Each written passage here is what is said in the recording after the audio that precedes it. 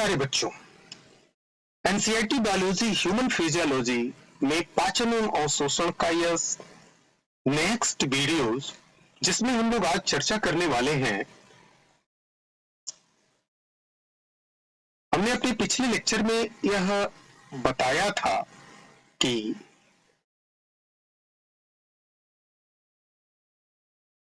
आहार नाल यानी कि पाचन तंत्र में आहार नाल की स्थिति कैसी होती है और आहार नाल में कौन कौन से अंग देखने को मिलते हैं।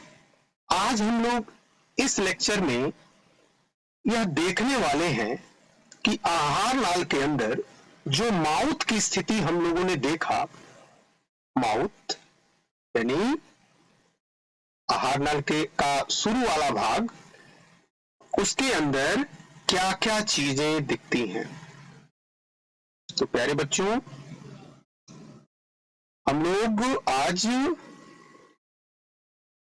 बक्कल कैविटी यानी कि आहार नाल जो हम लोगों ने इस तरह से एक ट्यूब लाइक स्ट्रक्चर जो हमने बनाया था, इस ट्यूब लाइक स्ट्रक्चर का ये जो पहला भाग हमने कहा था मुख, तो आज हम लोग मुख की स्थिति को एक फिगर के माध्यम से समझने का प्रयास करेंगे और यहां से समस्त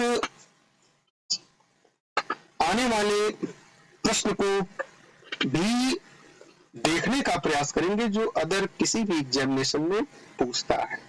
तो चलिए बच्चों, स्टार्ट करते हैं हम लोग। मुख और मुख के अंदर जो मुख गुहा होती है यानी कि बक्कल कैविटी के बारे में। बक्कल कैविटी, मुख गुहा। जैसा कि हम जानते हैं कि यदि हम फिगर 16.1 में देखें तो यह है हमारा मुख, जो कि ये बाहर की तरफ ये खुलता है और ठीक उसके भीतर वाला पार्ट कहलाता है मुख गुहा या बक्कल कैविटी। तो हम इसी मुख गुहा को देखने वाले हैं और प्रॉपरली सीखने वाले हैं कि यहाँ पे कैसी और किस तरह की संरचनाएं देखने को मिलती हैं। तो प्यारे बच्चों, इसके लिए हम लोग एक शॉर्ट में कुछ समझने के लिए इस तरह का फिगर हम लोग लें और देखें ऐसे मुख गुहा की। तो देखिए, हमने बड़ा इसको समझाया ओवरव्यू समझने के लिए कि ये संरचना जो दिख रही है, ये हमारी संरचना, ये ऐसे माउथ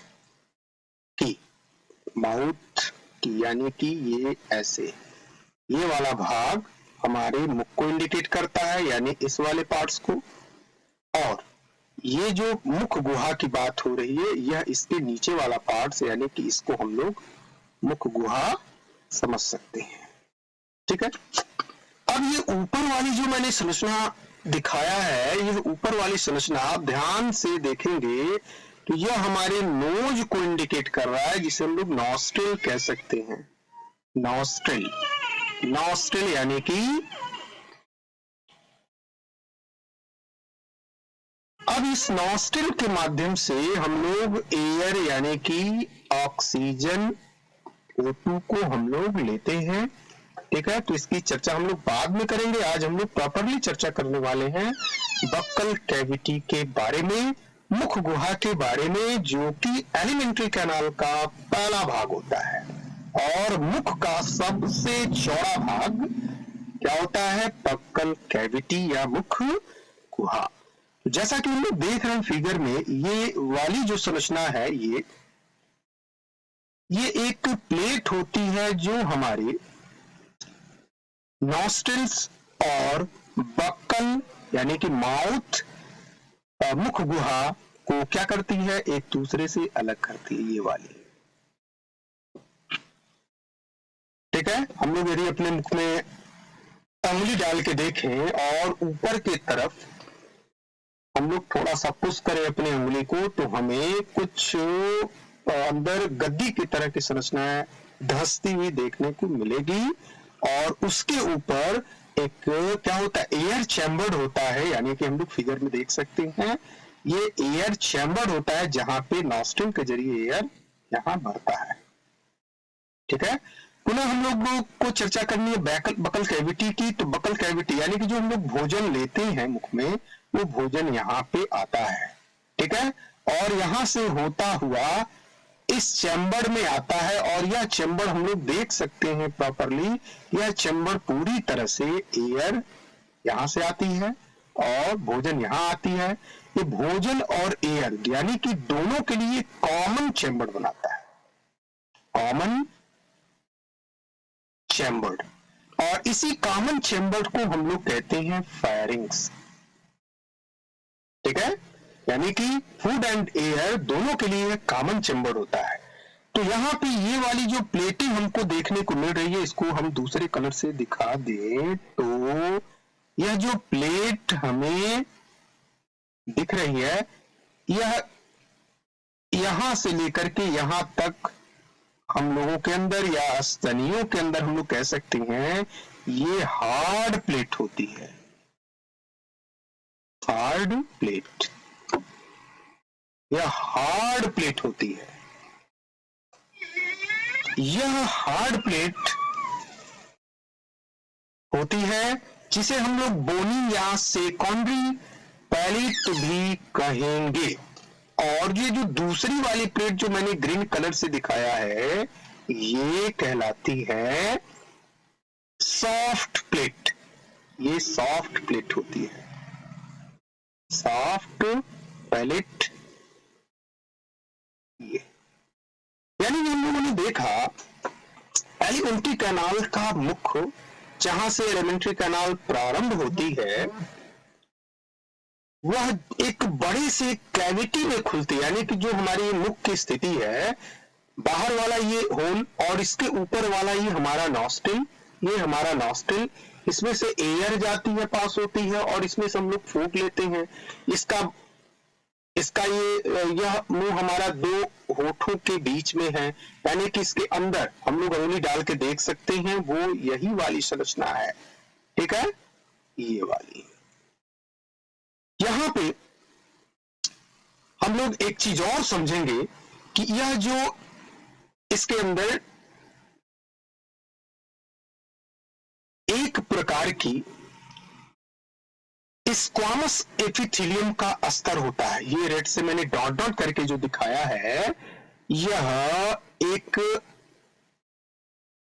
एपिथेलियम यानी कि टिश्यूज होती हैं, यानी कि यह हमारा माउथ हुआ, स्ट्राटिफाइड होती है, स्ट्राटिफाइड स्क्वामस एपिथेलियम के द्वारा।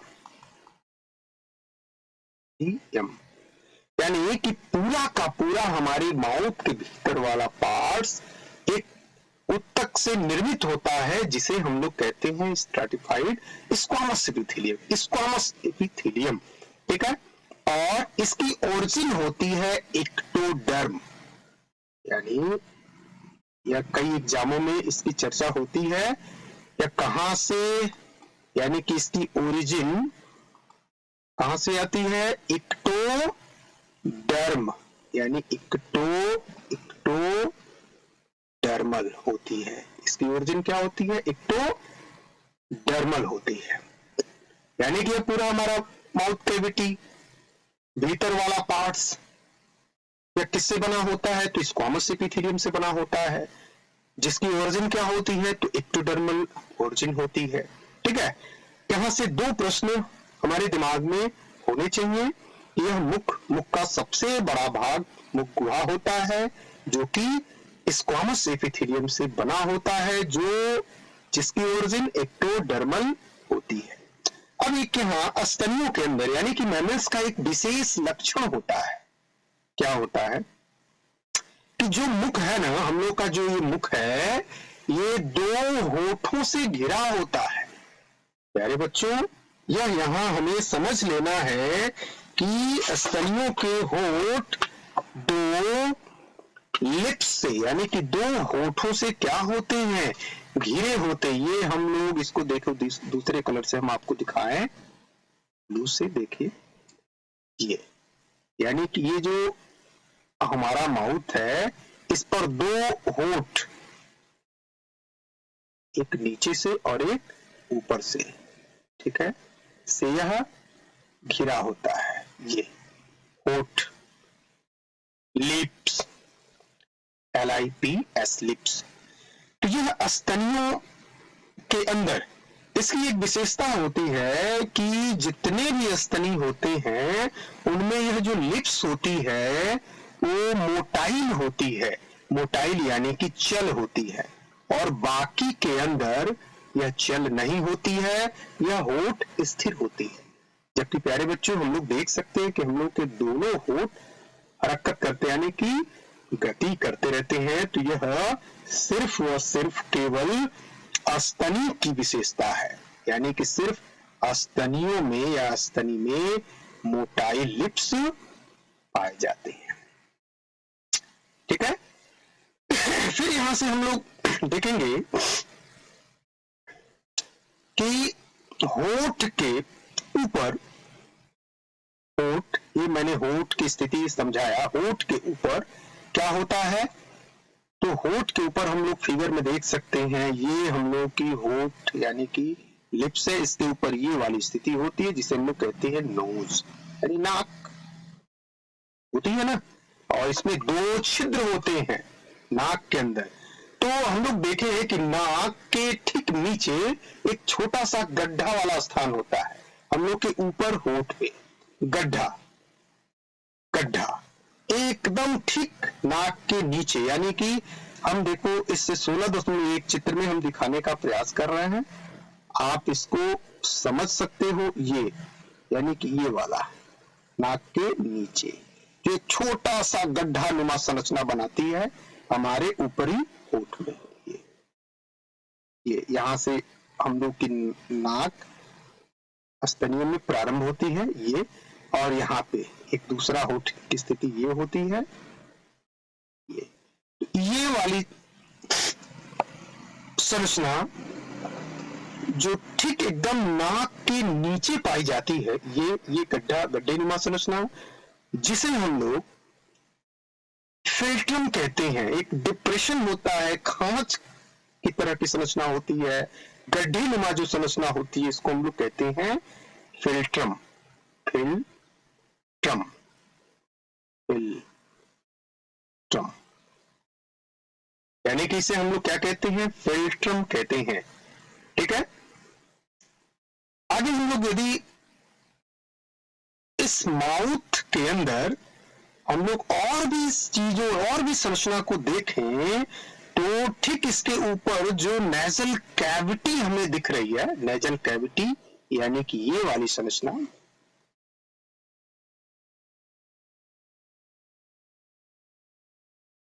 ये एक प्लेट से, ये वाली प्लेट से दोनों संरचनाएं एक दूसरे से क्या होती हैं, अलग अलग होती हैं, ठीक है। यानी कि यह प्लेट ही इन दोनों को एक दूसरे से क्या करता है, अलग करता है। यही प्लेट जिसको हमने आपको बताया कि एक हार्ड प्लेट होती है और एक सॉफ्ट प्लेट होती है, प्लेटों की स्थिति जो नेजल को यानी कि ऊपर वाले को अलग करती है उसके नीचे वाले से।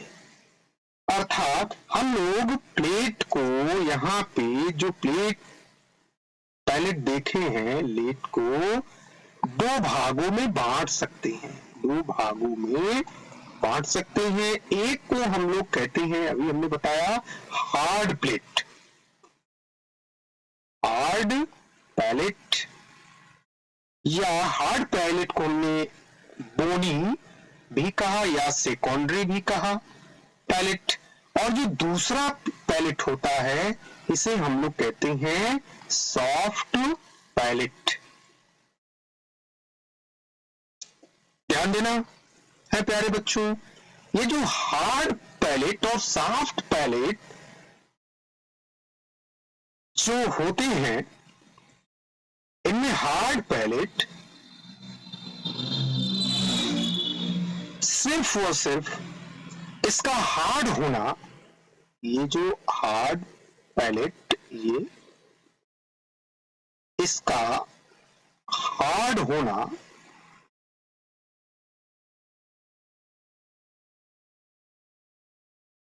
केवल स्तनी तथा मगरमच्छ का लक्षण है। इसका हार्ड होना केवल स्तनी यानी कि स्तनी में और मगरमच्छ यानी कि हम लोग क्रोकोडाइल कहते हैं, मगरमच्छ, मगरमच्छ का लक्षण होता है। हम लोग देखे हैं कि मगरमच्छ अपने मुंह को ऐसे फाड़ता है और अपने शिकार को अंदर ले लेता है। ठीक है, तो यह प्लेट वाली जो स्थिति होती है सबसे पहले वाली, ये बहुत हार्ड होती है। ठीक है, तो हम लोग इसको केवल समझेंगे केवल स्तनी में और मगरमच्छ में ही यह केवल हार्ड होता है। बाकी यह 3 प्रकार की तथा कुल 6 बोन यानी कि 6 हड्डियों की बनी होती है। बाकी यह 3 प्रकार तथा कुल 6 हड्डी यानी कि जो हार्ड प्लेट है, यह 3 प्रकार तथा हम कह सकते हैं कुल 6 बोन की बनी होती है, का बना होता है, जिसमें पहली जो होती है उसे हम कहते हैं प्री मैक्सिला, दूसरी जो होती है यह 2 होती है, दूसरी जो होती है वो मैक्सिला होती है, हड्डी मैक्सिला, और यह भी संख्या में 2 होती है, माने 1 जोड़ी, और तीसरी जो होती है उसे हम लोग पैलेटाइन कहते हैं, पैलेटाइन, और यह भी 2 जोड़ी होती है। तो इस प्रकार हम लोगों ने बक्कल कैविटी के अंदर हार्ड पैलेट को देखा कि जो 3 प्रकार की और कुल 6 बोन्स से बनी होती है। 3 प्रकार यानी कि प्री मैक्सिला जो कि 2 होती है, फिर मैक्सिला यह भी 2 होती है, और पैलेटाइन जो भी 2 होती है, और कुल मिला के 6 यह हड्डियां होती हैं। और हम लोग ऐसे भी कुछ समझ सकते हैं यह करती क्या है। तो जितने भी कार्निवोर्स होते हैं, जितने भी कार्निवोर्स में